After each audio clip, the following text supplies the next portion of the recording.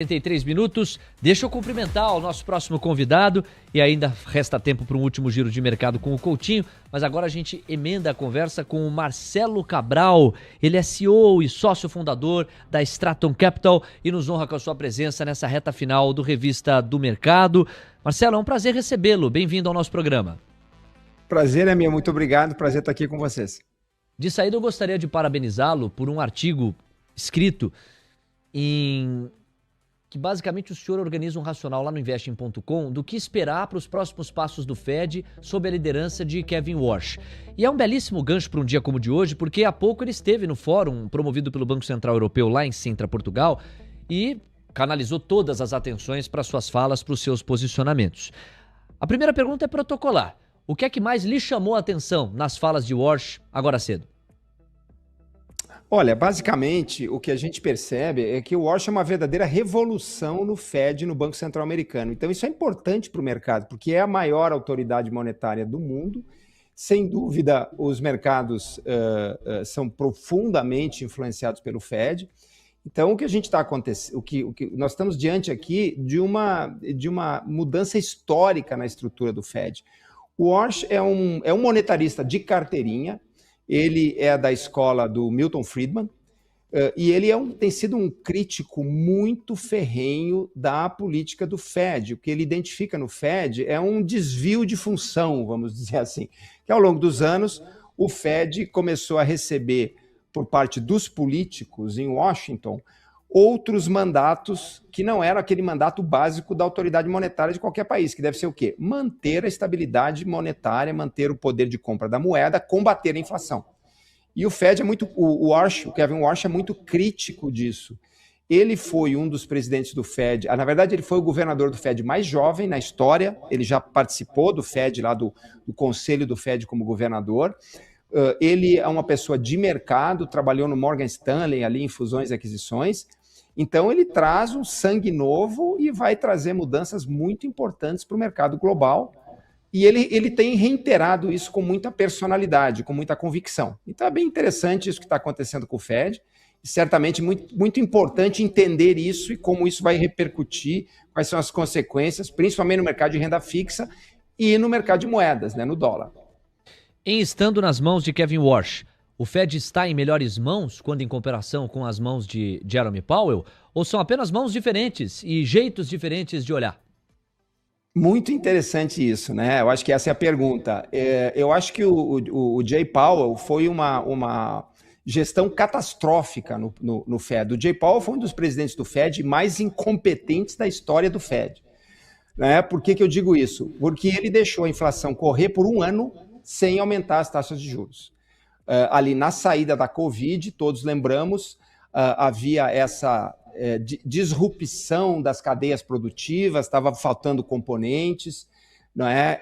Houve uma interrupção grande dos fluxos comerciais, houve um problema de suprimento e o Fed ficou o tempo todo dizendo essa inflação é temporária, essa inflação é temporária, essa inflação é temporária. Bom, bem, a inflação bateu mais de 9%, né? E aí o Fed começou a acordar e começou a subir juros um ano depois da gente ter elementos assim, muito claros para perceber que estava havendo uma inflação e que era preciso haver um aumento de taxas de juros.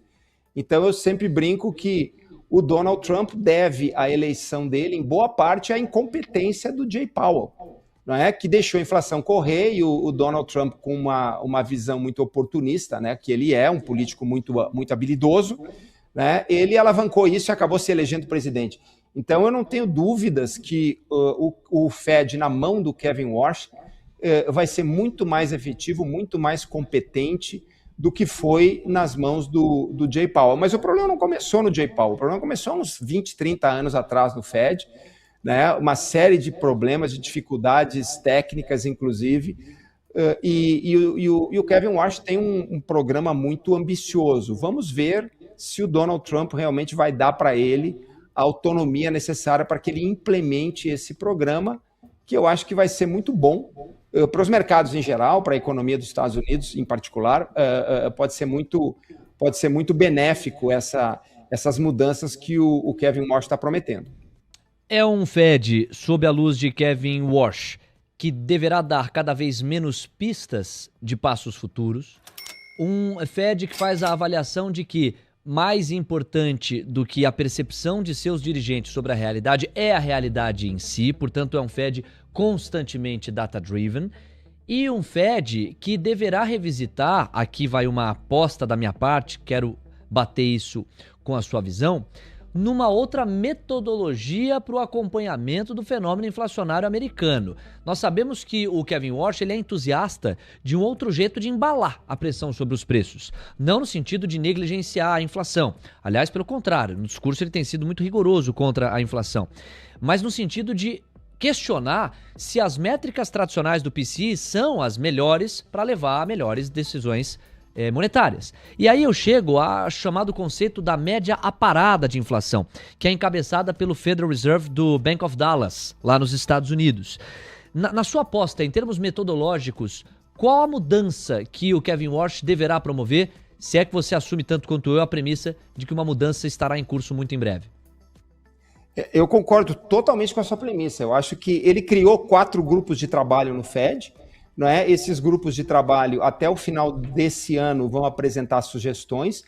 E um grupo de trabalho é o que está focado justamente no cálculo da inflação, na mudança da cesta de inflação e dos pesos em toda a parte metodológica, né?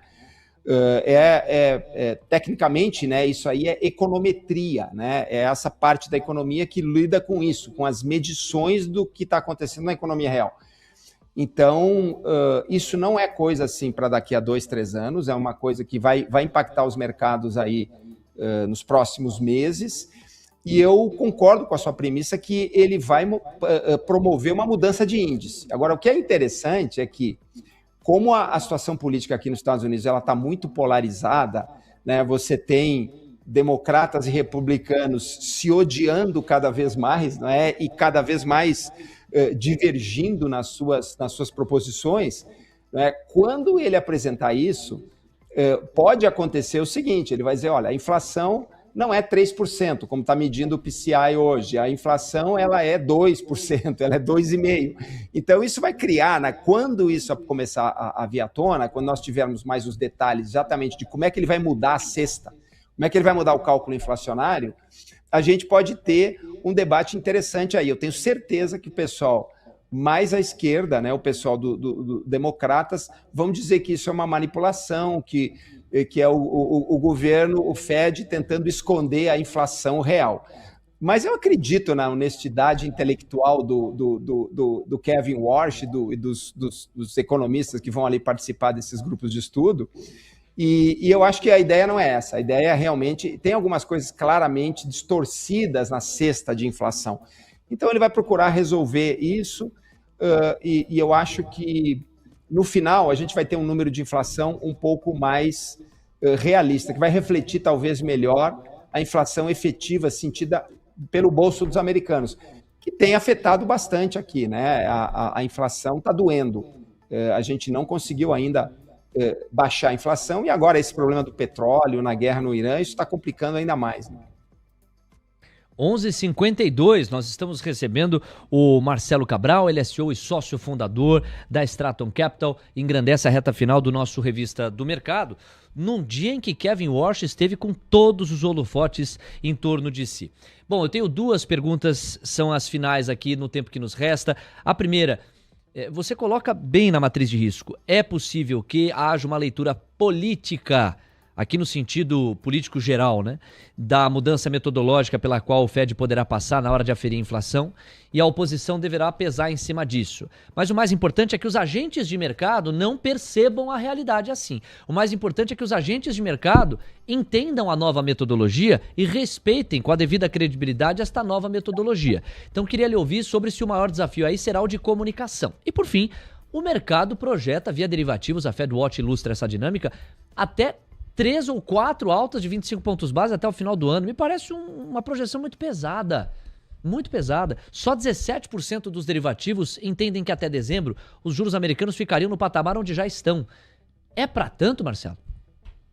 Eu acho que não. Eu acho que aqui a gente tem que caminhar com muita cautela, porque a gente ter assim a convicção intelectual de dizer que o mercado está errado é perigoso isso, né? Porque esse mercado é muito arbitrado, ele é um mercado extremamente líquido, né? Então é bem difícil você afirmar assim com muita convicção, de uma forma muito assertiva, que o mercado está errado. Mas eu não concordo com essa expectativa de três aumentos. Eu acho que o discurso do Kevin Walsh tem sido um discurso hawkish, né? Ele vai procurar diminuir a inflação, ele tem isso como um objetivo, mas aí a gente tem que ponderar o outro lado, que a gente vai mudar o cálculo da inflação, então vai ter um número novo, que o mercado hoje não tem como se posicionar com relação a isso, então isso é, de fato, desconhecido para o mercado. E outro ponto que eu comento é que o Kevin Walsh também tem sido um grande crítico da expansão descontrolada do balanço do Fed.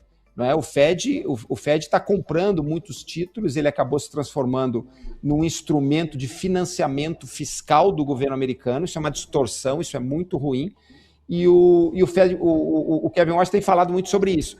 Então, eu acho que tem outros instrumentos de política monetária que podem ser usados para corrigir essas distorções. Pessoalmente, eu acho muito negativa essa previsão do mercado de renda fixa, de que vamos ter esses aumentos todos. E aqui a gente tem uma divergência, né? O sinal que o mercado de renda fixa está dando, o mercado de treasury está dando, ele é um pouco divergente com relação ao sinal que o mercado de renda variável, né, de equity, está dando. Nós estamos aí fazendo all-time highs, aí, fazendo máximas históricas no S&P, com muita frequência. O S&P está batendo nas altas históricas e a gente tem uma tendência de alta, na minha leitura, muito clara para o S&P, para os ativos de risco. Então, se a gente está diante de 3 aumentos de taxa de juros e uma mudança na política monetária, isso não é consistente com o sinal que o mercado de renda variável está nos dando nesse momento. Então, diante dessa divergência de sinais, pessoalmente, eu tendo a acreditar que o mercado de renda fixa possa estar muito pessimista demais com relação a esses aumentos na taxa de juros. Olha, foi um prazer recebê-lo. Primeira de muitas conversas no que depender da gente. Foi bem bacana dividir os teus racionais com o nosso público. Um grande abraço, Marcelo. Sucesso e até uma próxima. Muito obrigado. Sucesso para vocês. Valeu.